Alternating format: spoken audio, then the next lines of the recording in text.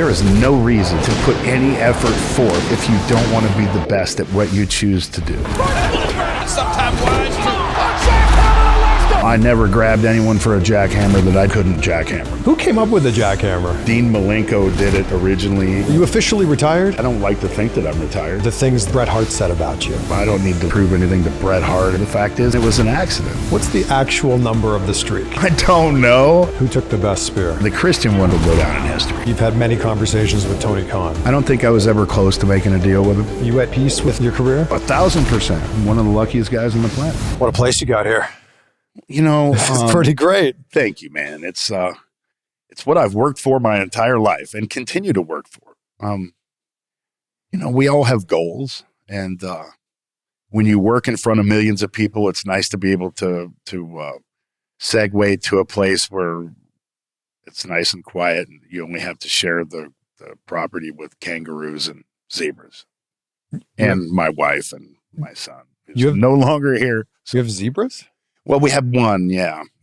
Romeo is his name. And when you live out in Texas and you have over, I think, 50 acres, I think it's a prerequisite that you have wildlife. And as opposed to longhorn and deer, we have an eclectic group of wildlife out here at Goldberg's compound. Yeah, it's awesome, man. You know, I need a bunch of what do they call them?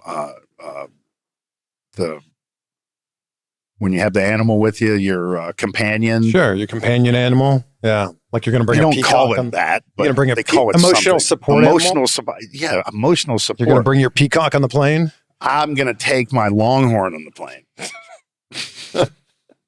When I got through the gate here, you were like pointing, and I rolled down the window. You're like, "There's 3 kangaroos over there." I'm like, what? You know, it's not something normal that you're going to see pulling up to somebody's property. So I wanted you to take advantage of it. No, I appreciate it. The last time I saw you, you had me up in a jackhammer. Yeah, and you wanted to jackhammer me. You still want to? No. I don't think I could. I'm lighter, but... You'd get light for me. I'm sure you would. I would get light for you because, yes. Although I don't know if I've ever been up like that. Ooh. Once or twice. The funny thing is, I was like, man, I wonder if Goldberg would put me up in the jackhammer. And we were at... That started your freaking career, man. We were at Uncle Louie's like charity event in South Florida. And I'm like, do you think he would? He's like, oh, go ask him. And I went up to you and asked you, you're like, yeah, sure, let's do it right now. My dad always told me the only stupid question is the one you don't ask. I love that. And you were like, let's go do it right now.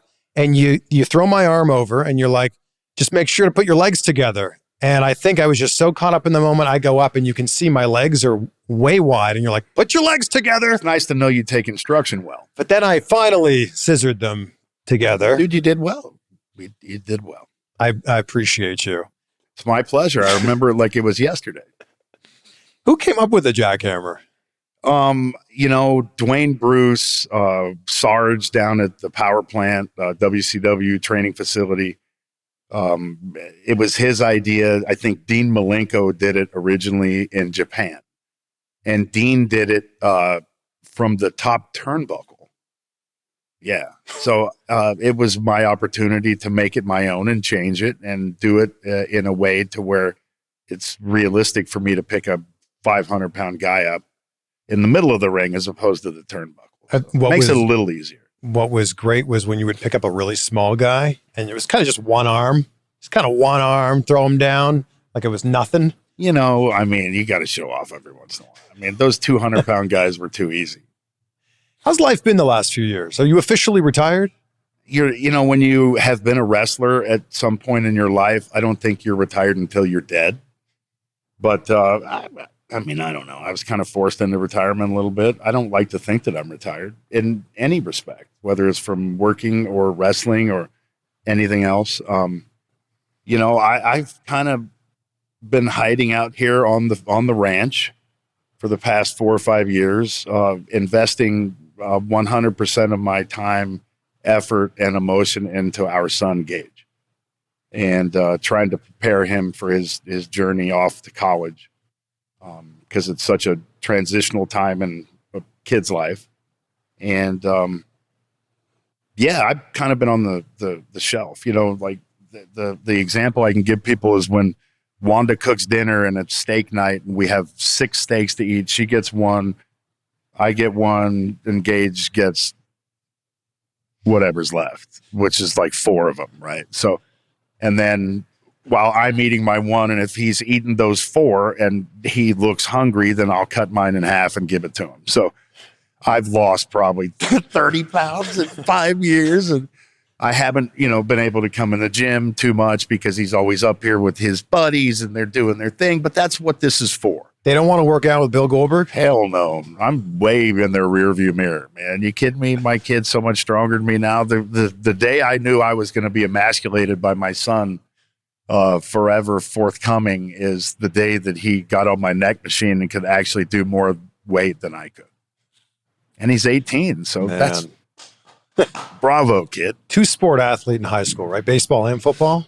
Yeah. I could fill this entire interview with an explanation about his high school athletic career, but it's really tough if you have a kid that loves 2 sports and that puts half of his effort into one and half into the other, when 100% could be put into one. Sure. And that will ensure your next progression to the next step, which is college.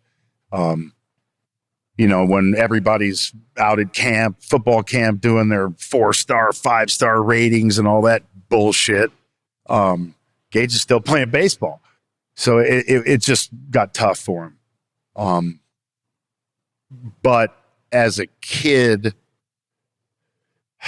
as his father, and as a person who's been through it and done it, and who might be a celebrity a little bit, it's tough.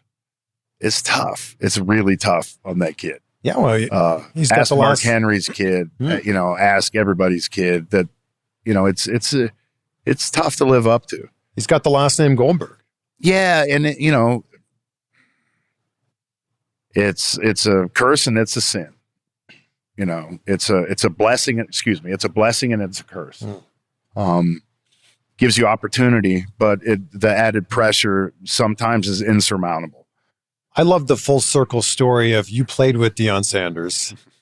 Now Gage is playing for Deion Sanders in Colorado. Yeah, I mean, when Deion was at Jackson State and he was doing his thing, obviously we've kept in touch throughout, and I saw his vision once he got there, and he was able to accomplish it in a very short period of time and go far beyond what his original intent was. And he was very successful. Anything Deion touches is going to be successful. And we kept in contact throughout the whole time. And then when he went to Colorado, I think Gage was so he's been there. So Gage was a senior. And I reached out and I said, man, you're going to get a phone call from us, expect it. And, you add him to the list of all the other potential places he could go. And the whole recruiting process was like upside down.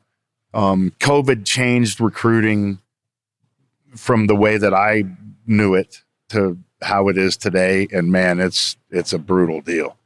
It's brutal. COVID gave coaches the excuse to not visit in person, not nearly as much as they used to, therefore relying more on statistics than actually how the kid really is. So it's been a different deal. And to know that Gage is playing for a former teammate of mine, and not only just a former teammate, but such a good friend of mine and such a good person like Deion, it's a dream come true. When you look at your career, and it adds more pressure on Gage. Hey, awesome. hey, no pressure. Trying to help, but here I'm hurting again. So, hey, what the hell? So I think a lot of men struggle with not being able to sleep well at night and not being able to lose weight. And when I turned 40 recently, I realized it was going to take more than great workout routines and eating healthy to really feel my best. I needed to take my health into my own hands. And that's what I did with Merrick Health. Merrick Health is the premier health optimization platform empowering you to maximize your longevity and performance with the confidence that comes from having experts in your back pocket. Merrick Health offers cutting-edge diagnostic labs, concierge health coaching, and expert clinical oversight. They support clients like me in achieving their health and fitness goals. Think of this as kind of like looking under the hood of what's going on in your body and giving you a baseline of where your numbers are at, and then seeing what you can do to either raise those numbers or lower those numbers. I can now say that at 41 years old, I am the healthiest I've been in my entire life, and I have the numbers to back that up. Everyone who orders the optimization package receives extensive lab work, which is 84 carefully selected biomarkers, far more than any doctor would ever run for you.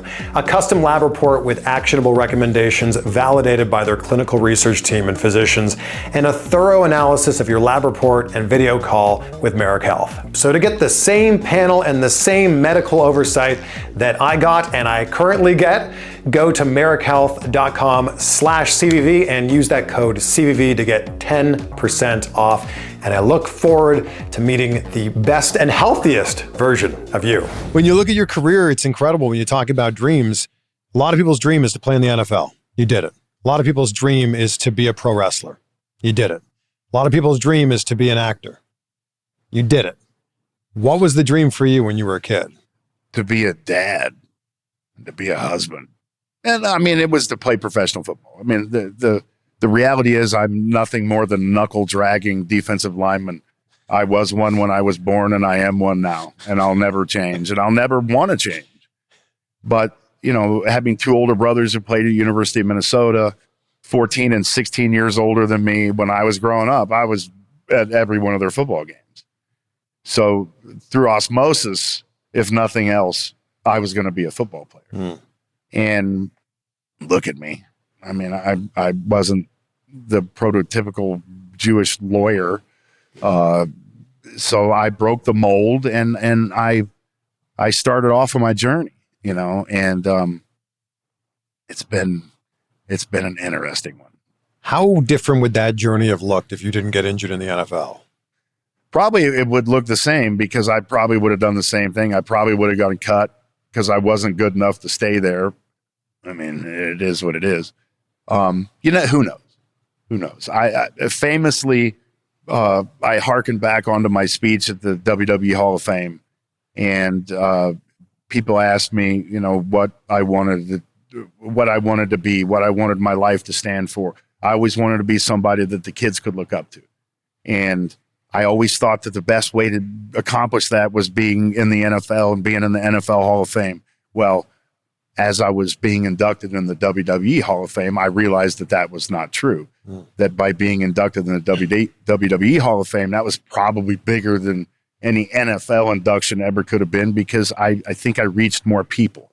Yeah, your career is probably much bigger in wrestling than it ever could have been in the NFL. Oh, yeah. No question. How did wrestling find you? Was it Sting and Lex Luger found you? I mean, wrestling has tried to find me throughout the years. My brothers, when I was a little boy, had a house with Ric Flair at the University of Minnesota. That's insane. My oldest brother had a house with Ken Patera. So they knew Mean Gene since before I was born, probably. So, I mean, the proximity to them going to school in Minnesota and the wrestling world up there and the people that they hung out with. And then I went to the University of Georgia. And then after every home game, we'd drive to Atlanta 2 hours and party all night. And so I rubbed shoulders with everybody up there, whether it be the Falcons or whether it be WCW guys or whoever it may be, the Hawks or the Braves. I mean, we knew everybody. I never aspired to be a professional wrestler. I never knew it was going to be my future by any means. Dallas Page, I met Dallas, you know, nightlife in Atlanta back in the day. It was the place to be, like, no question. And everybody who was somebody was out in Atlanta. And so I met a lot of the WCW guys. So I had a tie to it originally, and I could come back to some familiarity when it became an option of mine as something to do for the rest of my life. What made you decide to actually do it? It goes from being an option to going, yeah, I'll give this a try. My accountant called me and he said, you might want to get off your ass because you didn't make millions in the NFL and you need a job. And, you know, you look at your potential list of things that immediately you can do. And I didn't want to do any of them. I just didn't. And I wasn't finished with my physical prowess, not my prowess, but my physical a way of earning a living through physicality, whatever it may be. And I wanted to be able to apply what I had worked so hard for my entire life, which was playing football. And if there was something I could apply it to, then hey, great. And let's try to find something that'll satiate your violent tendencies and keep you out of jail at the same time. So, I mean, it served a lot of purposes. It put money in my pocket. It gave me a job, and it was therapy in a way. I feel like people hold it against you that you weren't a wrestling guy growing up. Sorry. I mean, I watched pro wrestling with my grandmother as a kid every Saturday morning from the sportatorium. But no, I mean, I was a football guy. That was my dream. I was pursuing that every day of my life. The first picture of me, I think, was in my brother's football helmet. Mm. So, I mean, it was a foregone conclusion that I was going to chase it my entire life. When you did get in there in the wrestling ring, did it just feel like, yeah, this is something I'm going to be dominant at? Absolutely not. No, I was terrible. Actually, I was terrible. I thought I was terrible, and to this day, people still think that I was terrible. And it was something completely different for me, man. I'm not a look where I live. I'm not in Hollywood. I'm not in front of everybody all the time. I'm a recluse. I'm not over the top. I don't yell and scream and pound my chest, and I'm a reserved human being. And so to be there in my underwear in front of millions of people who knew me as a football player, and now I take on this other persona and try this other endeavor. And no, I was extremely uncomfortable. You know, I never thought that I was good at it because I like to shoot high, right? My adage is, and pardon me, you can cut this out. Why the fuck do something if you don't want to be the best? Absolutely. There is no reason to put any effort forth if you don't want to be the best at what you choose to do.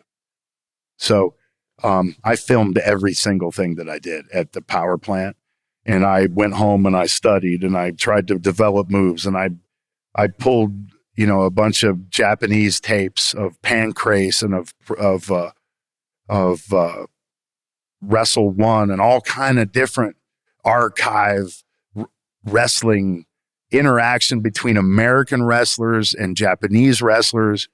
I'm a student of the game, and it was very important to me to search the end of the earth to find moves that entertain me and that I could alter and make my own.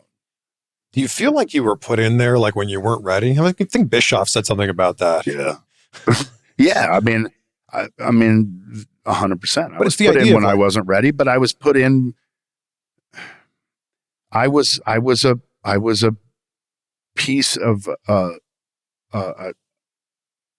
puzzle, right? And in a world where you can dictate what people see, why not roll the dice when you can control the narrative to a point? So I get it, completely understand it. And I probably should have performed a little bit better. I don't know. I think I did pretty good. I mean, I don't know. It's been a hell of a career. I don't know. I mean, let me look on the past 20 years where people comment on stuff. I guess I haven't done shit, but truly looking back on it, I did pretty damn good for the situation that I was in, because I wasn't a lifer. I wasn't a guy who aspired to be a professional wrestler. So I didn't know anything about it. I didn't know anything about the business. I learned quite quickly how cutthroat it could be, but I didn't really know. And I tried to consume as much knowledge as humanly possible in a short period of time. And try to put forth the best package, I could. Yeah, there is a certain section of the audience that, like, over the last 20 years, they don't know the work that you did in WCW. They only know YouTube. Right. They only know you for the things that Bret Hart said about you. And it's like, I don't know. Wake up, people. I feel like it takes away from the legacy you had in WCW. It was, an incredible run. The influence that you had there, it was really amazing. Yeah, I had to pinch myself every day because I was cast in a situation that was an enviable spot for any human being. I felt guilty about it. I did, and because you got guys who have put their life, their heart, and their soul into this craft, and they're never going to make it to that spot. Yet within 6 months, you make it. And like I said, I felt guilty. And you hear everything from everybody. I don't care. Doesn't matter to me. I could care less what people think. I just grind it out and keep going forward. And I use it as fuel. And so therefore I've had a lot of fuel my entire life, but I enjoy it. I always need something to motivate me.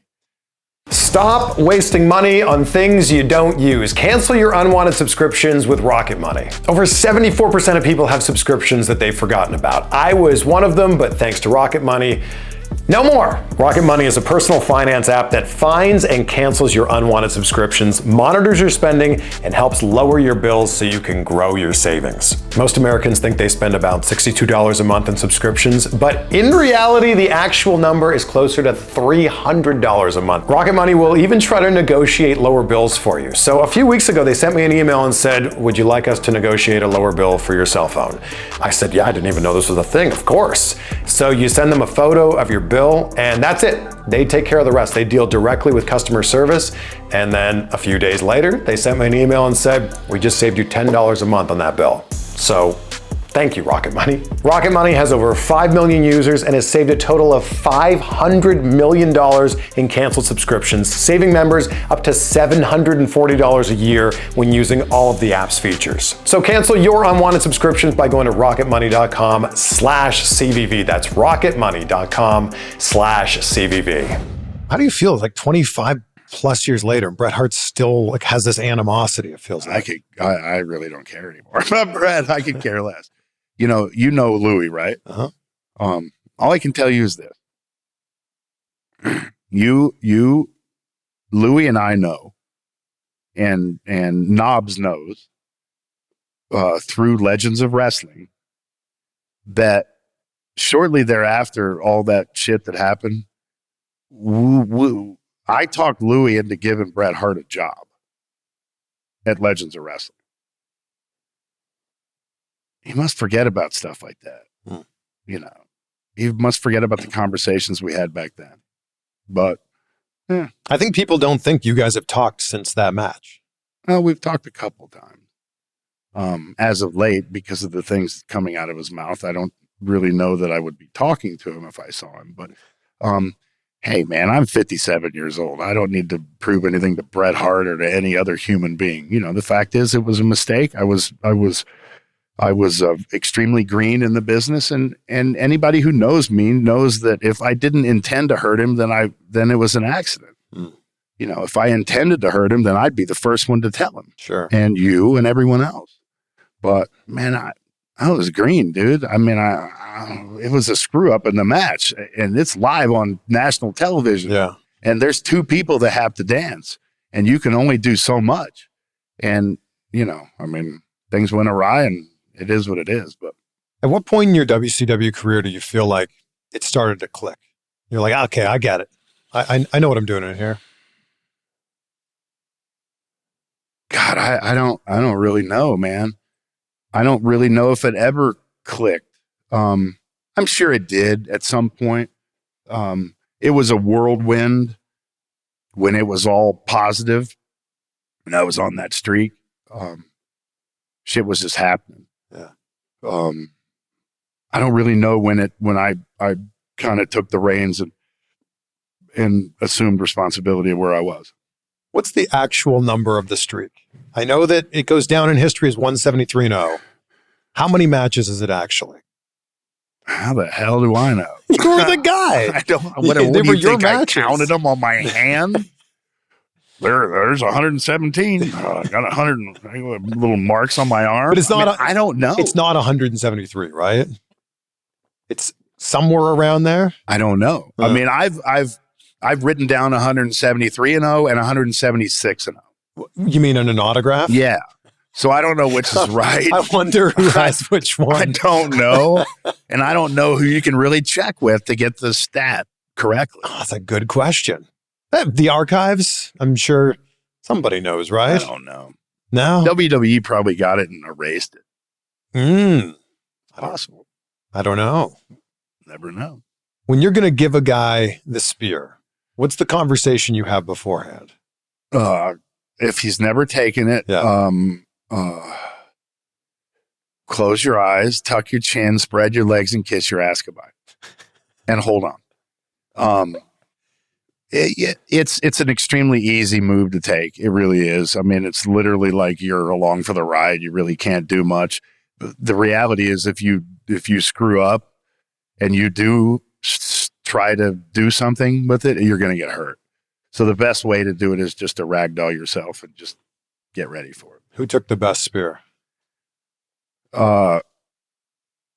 Man, Kiwi took a real good one. That one you gave Christian took a great one. That one you gave to Christian was crazy. Nunzio took a real good one. I mean, I took him like 8 to 10 yards in the air from turnbuckle to turnbuckle during a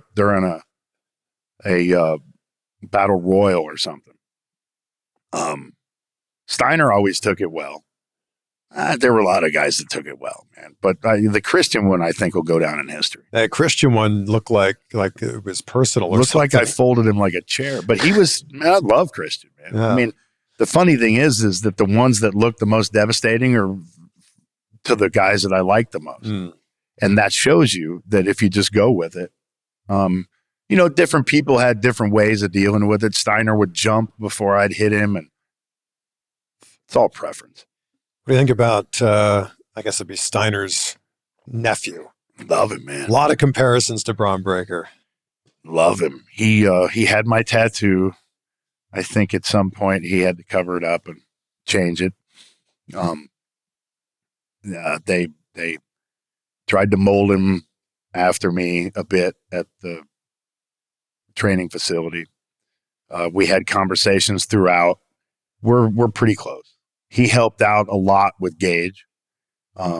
He went through something very similar, was a walk-on and then went as a free agent to Baltimore. And, so we've been tight for a long time. And when I used to travel with Scotty and Rick, and I love their kids, right? And I love kids in general. And so I spent a lot of time with them, and so we're pretty close. Yeah, and I'm really happy for what's going on with him. So he knows the business. You've known Bron Breakker since he was a little kid. Oh yeah, 100%. Yeah, he does a pretty mean spear. Yeah, but he played football. Yeah, he knows. Yeah, kid ran a 4.3. Something like that. The kid's a freaking freak. Yeah, he can't get any taller, but he's a freak. And his is force equals mass times acceleration. His whole deal is explosion. And that's what makes him different. Yeah, the way he runs the ropes is just scary. Exactly, right? Yeah. But it's different. It shows he's completely different. And he shines in an area where people don't. He rises to the top because he's different and he takes it seriously, and he's physical, and he's got a great head on his shoulders. I appreciate that the focus of your life over the last 18 years has been about your son. It's the whole reason you came back to WWE, right? 100%. Where did those conversations begin for you to come back to WWE? I don't really remember how they began. I just knew that I entertained them because of him. And that was the only reason that I would go back. And it wasn't because to use him like a pawn. It was to show him in real life what his dad used to do, as opposed to always having to see it on YouTube. So like a real life superhero. Well, you might say that, yeah, but I just wanted to do it in real time. And I thought that I was still in good enough shape to be able to pull it off. And it was a very tough decision, extremely tough. To go back? Oh, yeah. Yeah. But I pulled the trigger, and I mean, I went with it. And what was tough about it? I don't know. Was it 12 years that I've been off TV? As a big guy, as a big power dude who eats people for breakfast, it's tough when you're 12 years older to be that physical presence in the ring. And after all the injuries you've accumulated throughout the years, stuff like that, I mean, it was tough. Mentally, physically, emotionally. Is it the right thing to do? Do I want to embarrass him? Am I gonna embarrass him? You know, it's just, I'm a very negative person, right? So it always makes me work harder to perfect myself and what I'm attempting to do, because I don't think that how I go about things is good enough. I'm never satisfied. It was interesting because when you debuted, Gage looked like a kid. And then a few years later, we see him in the ring with you, and he's a man. It's like you snapped your fingers. Shows you how freaking long I was gone. I mean, but right? I mean, even when you returned to WWE was, I don't know, what, 12, 13, something like that. And then the next time we really saw him in that angle, he was 14. I don't know. He looked like a man. All I can say is, Lashley, there's no way you could beat this kid up now. I don't care what you've been able to do. It's not possible. I live with him. Yeah, it's amazing the transformation the kid's made. And, you know, I mean, there's no book to be a dad, right? Oh, so you, who am I telling? You're a new dad. Yeah. Right? And you realize that it ain't an easy endeavor by any stretch. And there is no right way and there is no wrong way. It's your way. And right now, it's an extremely, if at any point it was more of a responsibility to be a good parent, it's right freaking now. Right? So I didn't want my kid growing up in California going to high school. That's why we moved to Texas. One of the reasons why we moved to Texas. You look at things differently. You treat things differently. You treat situations differently when you're a parent. And you're learning all about that right now. Oh, it's every day. And it's awesome. Every day's a new day, man. And, you know, and wait till they go off to college. It's one of the worst days of your life. Oh. But then again, you can't be selfish, right? Because you have to put yourself in their shoes and remember, I mean, when I went off to college, man, it was the most exciting time of my life. I remember my parents sent me off to college. My mom was bawling, and I was like, okay, well, like, see you later, Mom. Like, yeah, we're good. It's tough. It's tough. And everybody treats it differently. And, you know, Gage is, you know, he's in Colorado. We live in Texas, but it's an easy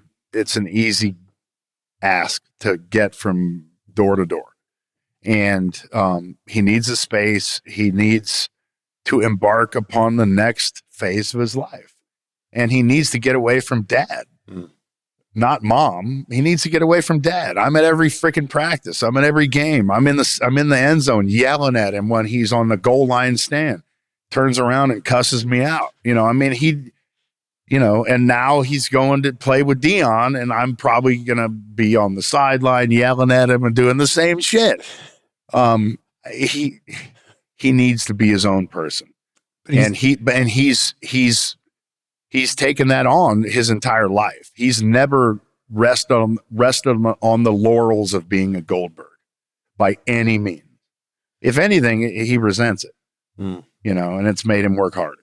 You played football. He's playing football. Do you think that whenever his football career ends, do you think he'll find wrestling? I think it's an option, and for it to be an option, he's a very lucky person. Yeah. I can't comment on it any more than that, and that it's his life, and whatever he wants to do, I'm, you know, if it's a good decision, then I'm behind it, right? here I am again. I can't let go. At the start of this conversation, you were talking about how you were being forced into retirement.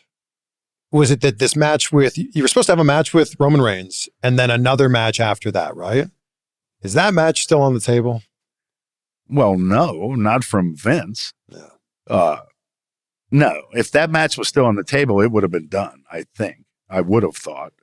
But, hey, man, I was thinking about it this morning in the shower, right? And I had one of the best wrestling careers ever. And don't think for 1 second that I don't understand that and I don't appreciate it. And so to sit here and cry over a person not keeping his word in a business that's as cutthroat as humanly possible, and he gets cast out, what do I think's going to happen, right? And so, come on, man. I mean, I'm a big boy. It is what it is. If I really wanted that to happen, I could go do it myself. I could go to India and do it. I could go to Israel and do it. I could go in Japan and do it. I could do it here in the States.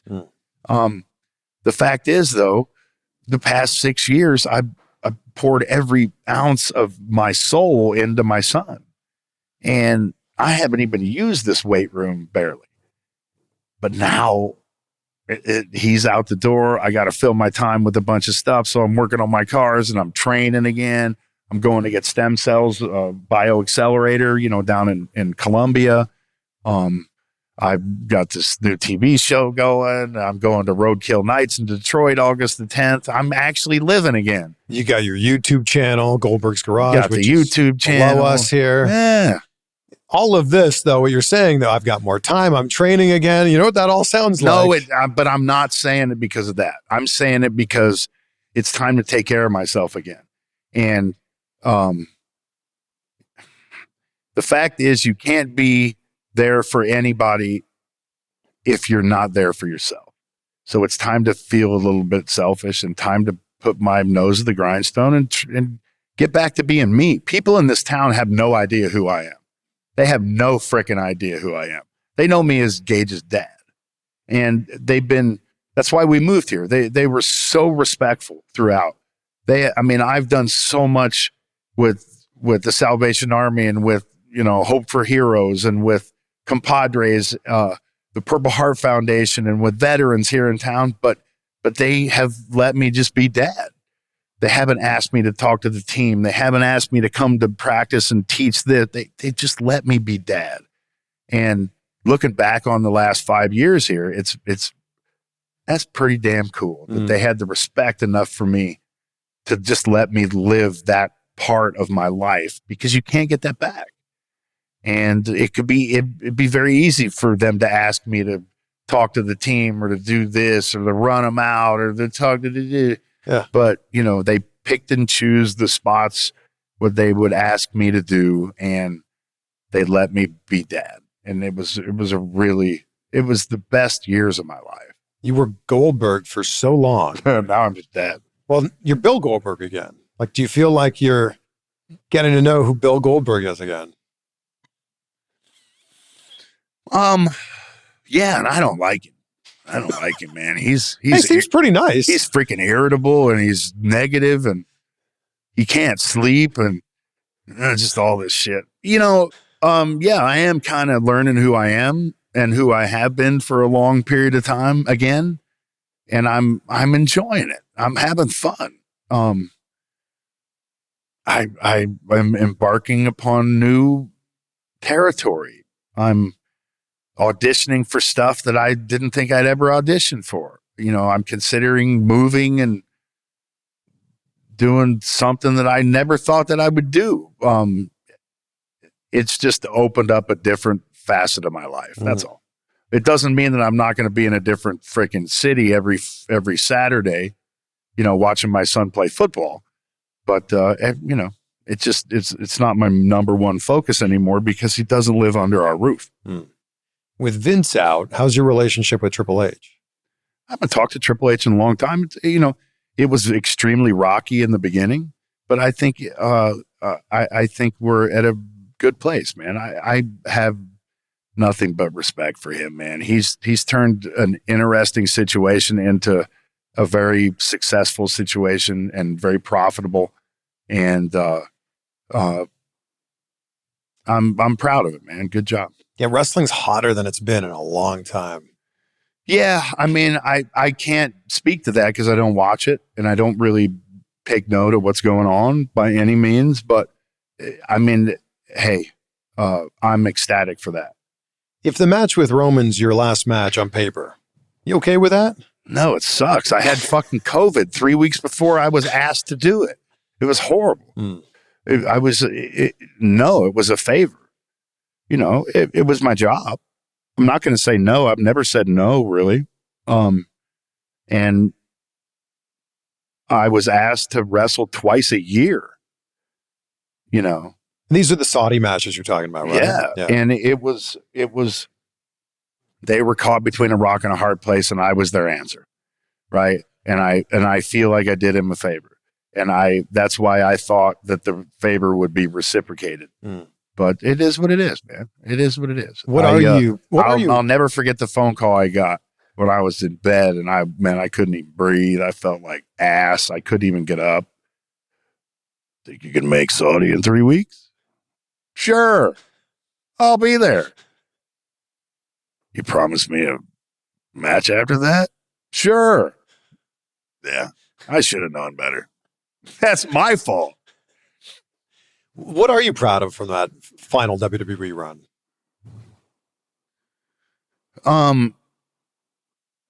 What am I proud of that final run? I'm proud of the fact that I don't know, that I was able to take 12 years off and come back and show people a little bit of what I used to be.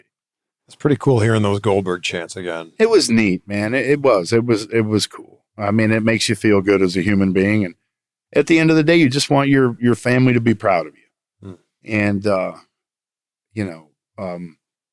there's a picture that I have of me getting out of the ring in Denver and hugging my wife. And I found it the other day and I looked at it and I've never seen her so happy. Never.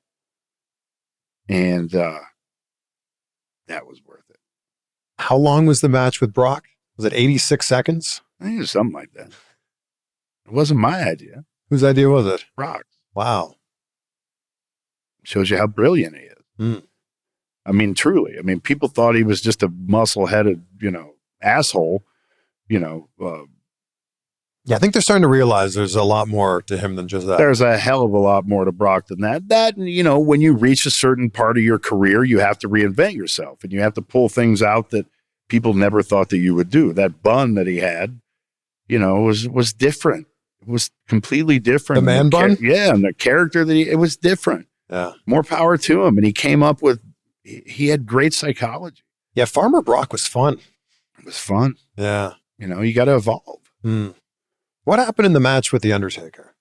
You got knocked out. I knocked myself out before walking to the freaking ring.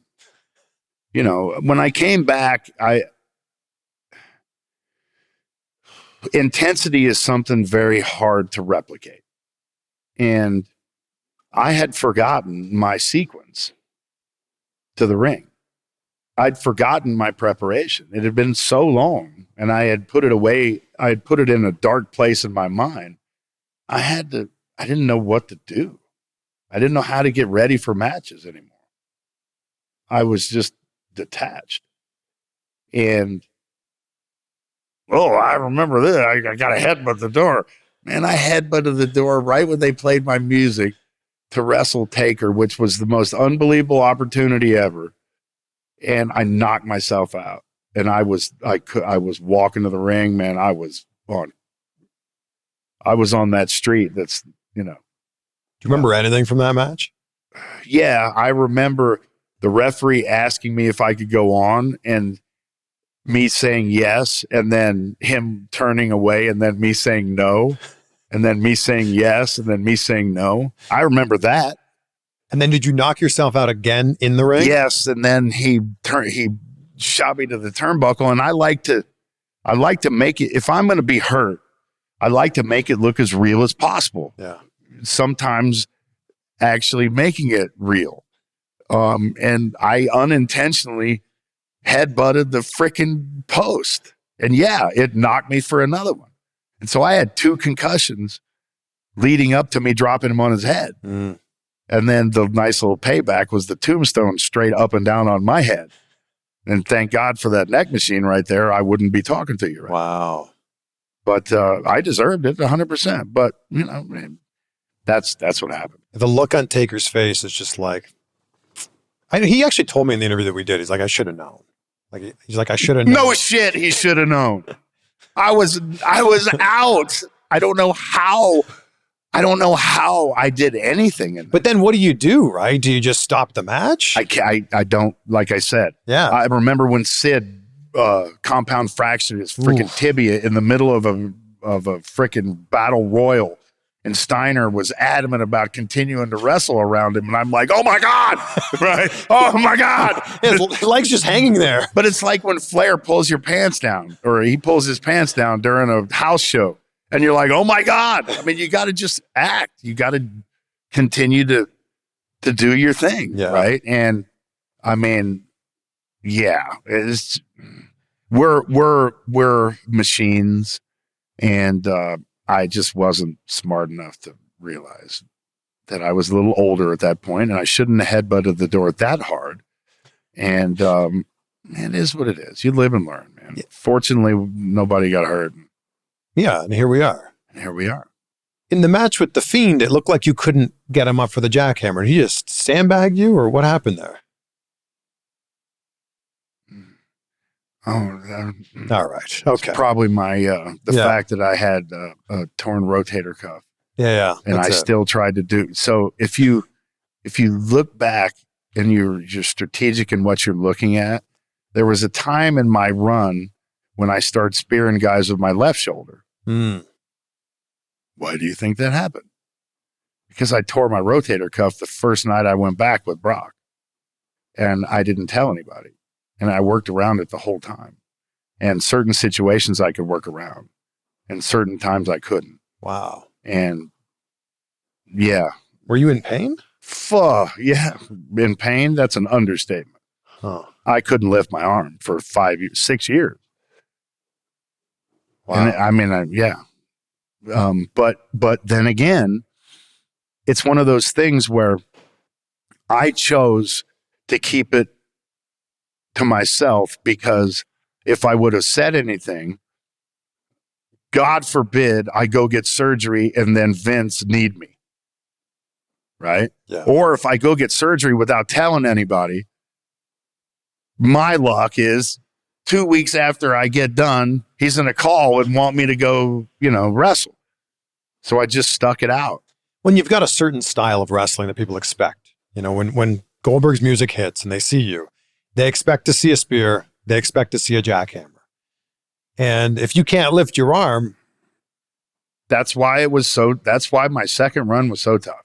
Mm. So now if you really want to know, yes, it was tough, because not only are you older and you're trying to be that 300-pound behemoth that just spits nails and shits fire.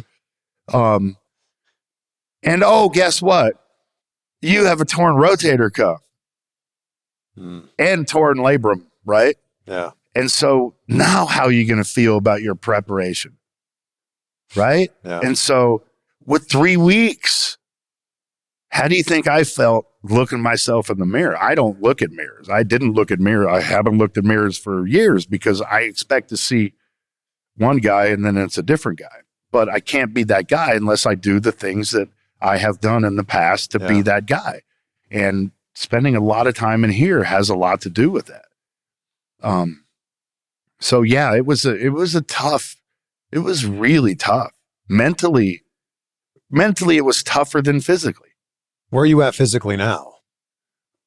Hey, I can lift it. Okay. Right. But that's hours and days and months of band work, and then you hurt it. And then, see, I won't go to a doctor because I know what they're going to tell me, and I don't want to get operated on again. That's why I'm going to BioAccelerator. I'm going to Columbia and I'm getting stem cells done. Nash has been there. DDP's been there. The list is long. Rey The list Mysterio's is been so there. long. Yeah. And I've been... Bobby Lashley's been there. Lashley's been there. And they have an office in Austin. And I got connected with him, and it's part of the treatment, that's going to get me back to who I need to be. You'd said before you've had many conversations with Tony Khan. How come those didn't lead to anything? I think we have a different perspective on it. I think. I don't know. I mean, it's hard for me to really pass judgment on their production because I don't watch it. I see clips of it. And it's hard to give a rational breakdown of how they are if I don't really watch it. So, I don't really know. He reminds me of Dixie Carter. Is that a good thing? But a male version. I don't know if it's a good or a bad thing, but he reminds me of that scenario. And it's just a different feel. It's just different. Were you close to making a deal with them, or were these just conversations? No, I don't think I was ever close to making a deal with him. I think it was much more a realistic transition when Sting was involved, because that's why I reached out to Sting, because I wanted to be a part. I thought he and I could do a farewell thing at some point together, but it wasn't about me. It was about Sting. And I could never overshadow anything that he does, but I don't want to convolute the waters. Right. It would have been a nice crescendo, but it wasn't about me. So the timing was kind of off on that. Well, and so much of your focus is on other things now. Like we just listed off all the other things that you're focusing on now. The number one being your son Gage, but also Goldberg's Garage on YouTube. And then you've got all the acting stuff that you're doing. You got a lot of other stuff going on too. I'm trying, man. You can only feed the animals and cut the grass for so long without lobotomizing yourself. I know, you got a lot of grass to cut here. Yeah, I know. How many acres are here? 200. But it's therapy. It truly is. But I need to still be creative, and I enjoy it. And the car stuff that I do, working for Dodge, going to Detroit at Roadkill Nights for the weekend, I got to hang out with a bunch of 700 horsepower cars and a bunch of people who collect them. Oh boy, that's going to suck. Doing my YouTube channel, I spend a couple hours a week just showing people my cars and interacting, and it gives me the ability to take them out, because if I don't do the show, then I don't take them out. Yeah. And it fills my time, and it gives people an opportunity to have some fun. I take a lot of veterans out with me. I go to compadres for lunch, and I try to advertise what he's doing, and he does a lot for the veterans, and he's a veteran himself, and he's got a great restaurant here in town. And I'm just kind of hanging out and having fun, man. When you were talking about when you do something, you want it to look real, you want it to feel real. Walk me through putting your arm through that limousine window. Ugh. Well, I didn't want it to look that real. I was again overrun with emotion, and I wanted to inflict damage as much as humanly possible on national television. So I chose to go about breaking a window in a different way. In character, or you were really pissed off? Both. Oh. And this is at Scott Hall. Yes. I'm an emotional person. I take things personally way too much. Way too much. And sometimes it's gotten me in trouble, and that night was one of them. Though it was the highest rated segment on cable television up to that point. They had to go to black and white, and I thought it was a kind of cool segment. What resulted was, 199 stitches and me putting my arm through a limousine window on national television. It's one of the things I'll be remembered by. And were you really close to hitting a major artery? A centimeter away. And yet they were I was signing autographs at the IC with the doctor was pissed. Was the flesh on your arm just like hanging there? No, it was a cut. It looked like a shark bite. And what happened was they closed me up and they didn't get all the glass out. Oh. And so they had to open me up again and go back in. Oh, it was horrible. It was horrible. I think it was outside of Baltimore or something, or I can't remember where it was, but it sucked. Man, that's bad. Yeah, it was pretty bad. I was so impressed when you got, he was the Giant at the time, but when you got Big Show up for the Jackhammer, and you made it look like he weighed as much as I do. What were the mechanics behind making that look so good? First and foremost, it couldn't have been done. The result wouldn't have been what it was if he wasn't an athletic freak of nature. His athleticism was unparalleled. And the fact that he was so athletic, that's what gave me the ability to do it. That, and, a lot of pent up anger and violence inside my brain. And the fact that, like C.T. Fletcher said, I never got under a bar that I didn't know that I couldn't push up. I never grabbed anyone for a jackhammer that I didn't know that I couldn't jackhammer. Because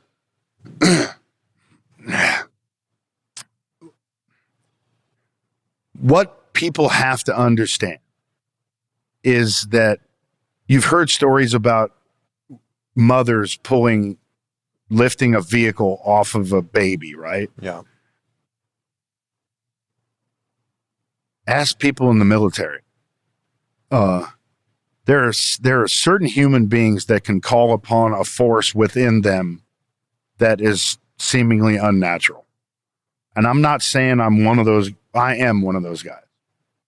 Okay. Because the mind is an extremely powerful thing. Because if you convince yourself that something's going to happen, the reality of it happening, barring it being an impossible feat, is pretty damn good. And if I'm adamant about the fact that there's no frickin' way that there's not a human being that I can pick up, I can pick them up. I don't care who it is. Doesn't matter, because it's conviction. It's all in your mind. Where'd that come from? Where'd that mindset come from for you? I think watching Bruiser Brody. No, I'll be honest with you. The mindset was developed as a kid when I was growing up in Tulsa, Oklahoma, as one of very few Jewish kids in my town, and I was picked on all the time. And that's when I developed it. And it's an ongoing thing, and it's ever present. And it's something that I turned a negative into a positive. Was there a moment where you went from being bullied to going, I'm not going to take this anymore? 100%. You ever seen Christmas Story? Yeah. Remember when Ralphie was on top of that bully beating the dog piss out of him? Yeah. That happened to me. Wow. And it was Katie bar the door after that. And you never got picked on again? Nope. Wow. When did you become the physical specimen that you became? I think when I was in college. I remember seeing you for the first time in WCW, and I didn't think that those traps were humanly possible.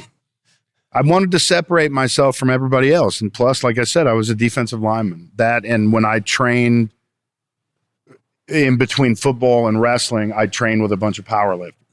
And I love doing shrugs. But you weren't built like a power lifter. You were built like a bodybuilder. Yeah, I mean, I was a combination between a bodybuilder, a power lifter, and a football player. Which I thought was a cool combo, right? I mean, yeah. I didn't know many people at 300 pounds that could do a back handspring at will like that, even though it looked kind of fruity at the time. But it's like the Giant doing drop kicks. Yeah. You know, you want to show people your athleticism, but does it really fit? No, it doesn't. At what point did you go, maybe I should stop doing these back I think flips? After I did a back handspring and then I clapped my hands and then I sidekicked Dave Taylor. And I'm like, man, I'm never doing that again. I'm going to put that with, hey guys, I have a I have another YouTube channel called All Things Goldberg, and I think there's like 80 people that are subscribed to it. But after this, there's going to be a lot more. There'll be 86. Now, there'll be like 180. No, but here's the deal. I did it because I don't have a place to show like my training footage. I've got footage of me perfecting the jackhammer. I've got stuff like that, like cool shit that no one's ever seen. And that's on the YouTube channel? Well, that's where I opened the YouTube channel because that's the place where I'm going to push it. Is this public? I'm going to look this up right now. It's called All Things Goldberg. Let me see. But I did it like a couple months ago just to get it, just to secure it, right? But I haven't posted anything on it. I think I posted maybe 1 or 2 little clips just to kind of tease people, but I've never advertised it. And I've never like until on this. Now. Until now. It's over. But I'm just saying that's where I'm going to start pushing stuff. I don't know. Different. I can't find it. It's called All Things Goldberg. But like, so is it youtube.com/All Things Goldberg? I think so. Because when I type in All Things Goldberg, we just get a bunch of like your best moments here. Let's see here. Oh, this is, I'm going to try to go to YouTube. Oh, you've got some pretty good cell phone reception out here for being in the middle of nowhere. Amazing, isn't it? Yeah, it's pretty great. Okay, so let me see. youtube.com/all things Goldberg. This is riveting for everybody listening right now. Now you'll have to show me what the actual like. Maybe I don't have it. No, you probably have it. If you go to the YouTube app, I'm sure you're signed in. Let's see here. We can look at this after, but I'm sure you have it. Yeah, so that's everybody listening should subscribe to Goldberg's Garage. What do you have? 130,000 subscribers? Something like that. Man. You should have a lot more. And you will. I should, but hey, people in hell want ice water too. Well, now Goldberg's Garage has 129. 129. Where is this? I subscribe from both my channels. There you go.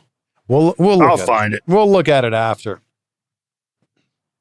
What was the conversation with Hogan before you beat him for the WCW championship? I'll never forget. I walked in the ring and, I walked in his dressing room at the beginning of the afternoon before I'd gone out and wrestled Scott Hall. And, with all respect, because it was Hulk Hogan, you walk in and you try to get as much information as humanly possible about what you're supposed to do that night. And I asked Mr. Hogan, I said, Hulk, what are we doing? And he looks at me, and I'll never forget what he said. And he says, we'll call it in the ring, kid. And I went, oh, shit. Really? I've never done that. Okay. And I mean, I didn't eloquate any of this. I was speaking it to myself. But yeah, I was flipped out. Not only did I have 2 matches that night, but I had to freaking go out and I had to wrestle Hogan and not know anything. And by the way, don't think that I don't know you did this on purpose, Terry. And I love you for it. But the first move was a headlock. And he put freaking icy hot all over his arm and his armpit. And so I couldn't see the rest of the freaking match. When you're going over the match, does he tell you the finish? It wasn't going over any match. We did it in the ring. Didn't even tell you you're winning. No. Well, yeah, I knew I was going over, but I didn't know how we were getting there. And I had just been in the business 6 months, and we're in front of these people who watched me play college football and people who were there, wearing Falcons jerseys. And damn. And I mean, it was daunting to say the least. Yeah. But I mean, I handled it. I did it. And I just, guys like him, man, are invaluable. Wow. Invaluable. And for him to have that trust in you. Well, yeah, but it was a money thing, right? It's business. It's all business. It's not whether they like you by any means. You like to think so. But at the end of the day, people liking you isn't going to put money in their pocket. So if it was good business, then I mean, it was an unbelievable move, and to have been the recipient of it, I mean, I'm extremely lucky. What about when you beat Sting for the championship? Sting's the reason why I got in the business. I looked at him and what he had going on and how he treated the business and how it hadn't changed him. And I said, you know what? If he can do it, I can freaking do it.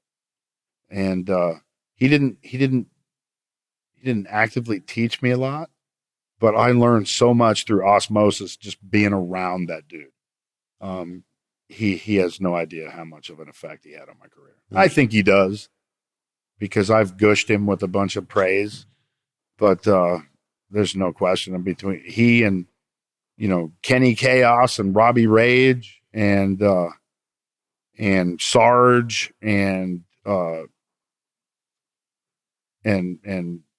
Dallas. I mean, and Ernest Miller. I mean, those were the boys back in the day. It's hard to think about Yuji Nagata. It's hard to think about WCW without Goldberg and without Sting. And you know what? For me, that's the coolest compliment you could ever give me. Yeah. Ever. Right? Because Sting was WCW. And until I came along, there was no one else in the sentence with him. And I like to think that he handed off that little torch to me. And I wouldn't be where I am without Sting. When WWF at the time bought out WCW, where did you think your career was going to go? I didn't know, except for the fact that I knew I wasn't going to work for 50 cents on the dollar. So I'm going to sit at home and let it play out. I had no idea. I really didn't.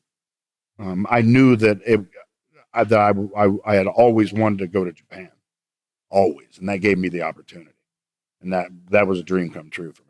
Your WWE debut was pretty cool. Yeah, it was unbelievable. When that did finally happen, you interrupting The Rock. Yeah, it was a lot of fun. It was a lot of fun, and big kudos to him for having the foresight that it would be something that would go over like that. Yeah, he's very unselfish, and at the end of the day, it's a dance, man. We all need everyone involved to be a part, because it's a well-oiled machine. You can't. I always tell people that I couldn't have had the streak if it wasn't for 176, 2 guys to make me look good.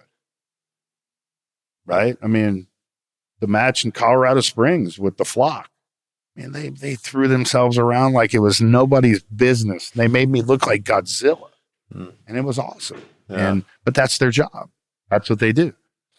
Where are you at now with looking back on your career? Are you at peace with your career? Oh, 1,000%. Yeah.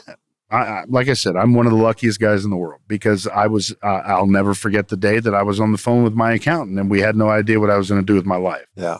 And to know that the decision that I made led to me having this garage, me having the fans that I have, me accomplishing the things that I've accomplished. I'm one of the luckiest guys on the planet. I feel like you also broke the mold for what it meant to be a Jewish athlete. Thank you greatly, because that was a huge dream of mine and mission of mine to break that stereotype. I could have been called freaking Godzilla, and that would have been much more intimidating than choosing the name Goldberg. But I had a reason for it. And why else would I have kept the name Goldberg as a wrestler? A business where you have to, by name alone, have to be intimidating. Well, that was intimidating. I made it intimidating. Yeah. The name Goldberg wasn't intimidating before that. Yeah. I can guarantee you that. And so of all my accomplishments, that's the biggest one that I've ever been bestowed and given, is the fact that I made little Jewish kids' lives a little bit easier, in that I gave them the ability to understand that they didn't have to follow that stereotypical path of just being someone who's, to themselves and understated and weak and frail and, bullshit. Not me. Not happening. I think about MJF when you talk about that, because he's very proudly a Jewish athlete. Cut a whole 100%. promo about it. Yeah. It's like you paved the way for people like MJF. Yeah, other than him, yes. Yeah, the respect that he didn't show me in one little promo thing, but I get it. It's all the business. That's in right? character. It's in character. Yeah. But yeah, I mean, and I'm proud that that he has treated his career as such, very much so, because it's not the normal path, and you're going to get resistance. And you think that I didn't think that I was going to be lambasted by people in the deep South. And were you? No, never. Wow. Not once. And, you think I was going to be lambasted going to Saudi Arabia? You think I was terrified going there? The first time I was terrified, because you don't know. It's a stereotype thing. And how was it when you got it? It was fabulous. It was one of the most unbelievable experiences of my life. And that shows you right now that you can't stereotype anything or anybody, because you're going to be sadly mistaken, because you're going to be wrong. And I was never shown any more respect than when we were in Saudi. And it was fabulous. And those people were so appreciative. And it completely destroyed the myth that I had about going there. And it became one of the favorable places to visit, What do you think's the piece of advice you wish that somebody had given you when you first started in this business? Well, Kevin did kind of give it to me, but not everybody's your friend. Just like life. People have ulterior motives. And don't think that, people are as nice and as considerate as you are. That's what makes me kind of hardened, in that I always think of the bad side and I prepare for that. And so therefore I'm always pleasantly surprised when something positive happens. You're prepared for the worst. I'm serious. That's how I look at everything. But you're a very pleasant human being. You're very kind. Can be. No. Thank you. You've been nothing but very kind to me, very nice to me in all of the interactions that we've ever had. Well, I mean, at the end of the day, that's the most important thing in the world. Accomplishments, money, nothing of that is of any matter whatsoever. Yeah, The Rock always has it. The Rock always has this phrase, it's nice to be important, but it's more important to be nice. You're damn skippy it is. I learned it I didn't learn it, but it was positively reinforced by Jay Leno, right? And I'll never forget it. We're on Leno's garage, and my brother and I are in the back seat of my grandmother's 1962 Ford Thunderbird, and Leno's driving. And he asked me about somebody in Hollywood that I worked with, and I told him how they treated me, and he's like, "Sure as shit, they're going to treat you like that because you're Goldberg. You're 300 pounds. You're going to eat their face." He goes, "I treat people the way that they treat their wait staff." Oh, always stuck with me, right? And the reality is, when I go on a movie set, when I'm doing TV, I'm hanging out with the camera guys and the stunt guys. I'm not with the producer and the lead actors. I'm a people person. I just treat people how I want to be treated. If I want to be treated like a dick, then I treat somebody like a dick. But I mean, it's a simple act of kindness in life that people have overlooked as of late. And it's simply treating people the way you want to be treated. It's no deeper than that. It's not difficult to be kind. No, it's actually more difficult to be a dick. You should have, we'll get into it later, but the guy who rented me the car at the airport last night is like, all right, buddy.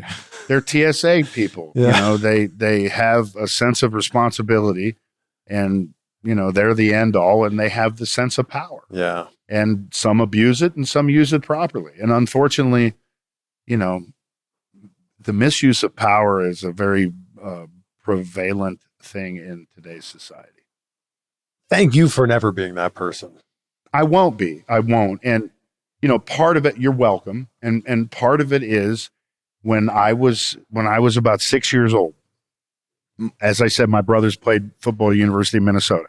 My youngest older brother was playing. My older brother flew my dad and I up to Wisconsin to watch my other brother play against the University of Wisconsin. Snowstorm happened. Planes got grounded. We had to drive back with the team on their bus. And I'm 5, 6 years old, whatever. And I'll never forget it. I asked for everyone's autograph like 19,000 times. And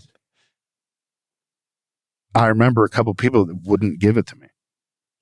Wow. And I never forgot that. And I always told myself that I would never make a kid feel like that. It was that simple. That, and I treat people the way I want to be treated. Yeah. If I'm nice and I go up to somebody and I ask for something, you know, then I hope that they're going to be nice and give it to me. Yeah, there's a great life lesson in that. 100%. 100%. You know, the Big E story, you know, about me staying, I met him at an autograph session. And I think it was I did an autograph signing in Atlanta, and it was at a Gold's Gym, and it was the only time I'd ever been late for a match or missed a match because there was a line like around the block, and I wasn't going to leave before I took care of every kid there. And I did it as quickly as humanly possible, but that's the only time I was ever late or missed anything. Right. I just think that, you know, if there's 5 people in line and you're 10 minutes late for something, it's all right to be 12 minutes late for something, because those kids, those 5 that were in line could have been there since the night before. Yeah. And you could be the only person that they care about, and you could crush their life and their dreams, you know, by one simple thing that you do or don't do. Was Big E in that line? He was in one of them. Yeah. That's where I met him. Wow. Yeah. You know, he wants a match with you. Oh, I'll give it to him tomorrow. Could you imagine? Big meaty men slapping meat? Oh, God. Yeah. We can leave that part out of it. That's what he says. Right when he says it to me, Goldberg's going to have to drop him. But, yeah, I don't do comedy like that. I never really meshed well with that. It's like, you know, the Indiana Jones and the guy coming in and flashing his sword, and you just pull a gun out and shoot him. That's me. Less is more. Thank you for always being just who you are. I appreciate you.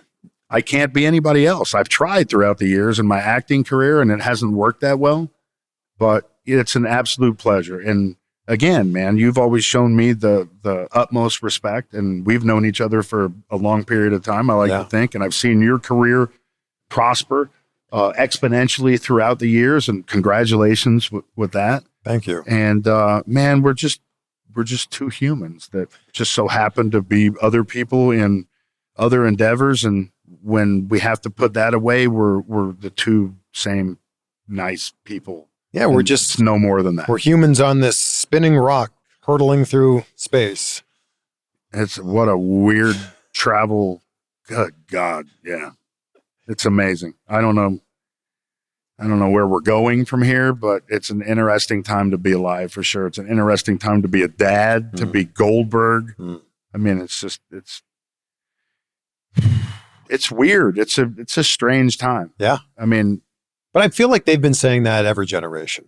You know, I feel like there's always something that makes you go, there is. It's a weird time. And then something else happens. That's a weird time. Yeah. And this is just the time we're living in right now. It's cyclical. It all comes back. Yeah. Grateful for you and grateful for this conversation, and gratitude, such a big part of my life.